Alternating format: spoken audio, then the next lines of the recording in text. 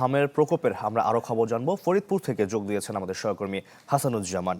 হাসানুজ্জামান, হামের পরিস্থিতি সম্পর্কে জানাবেন। ফরিদপুরের হাসপাতালগুলোতে এখন কেমন চিত্র দেখছেন?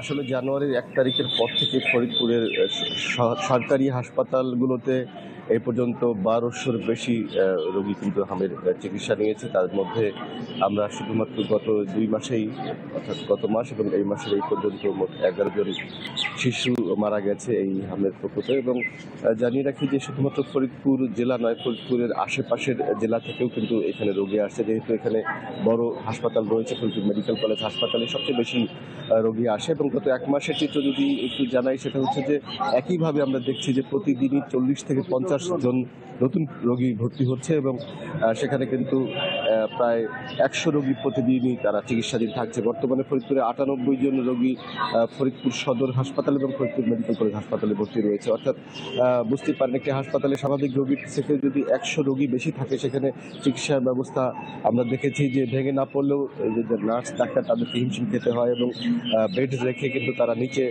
বিভিন্ন স্থানে সিঁড়ির নিচে বা পাশে বারান্দায় তারা চিকিৎসা নিতে বাধ্য হচ্ছে।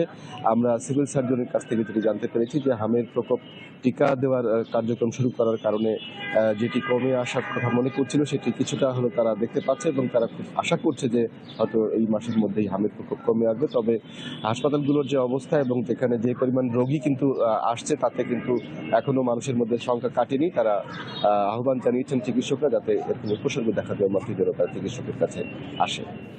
জি, ধন্যবাদ আপনাকে। ঈদ আসবে, সাথে ক্যাশব্যাকও আসবে। নিজের বা প্রিয়জনের জন্য কেনাকাটায় এবারও নগদ পেমেন্টে পাচ্ছেন দারুণ ক্যাশব্যাক। তাই যাই কিনুন, পেমেন্ট করুন নগদে।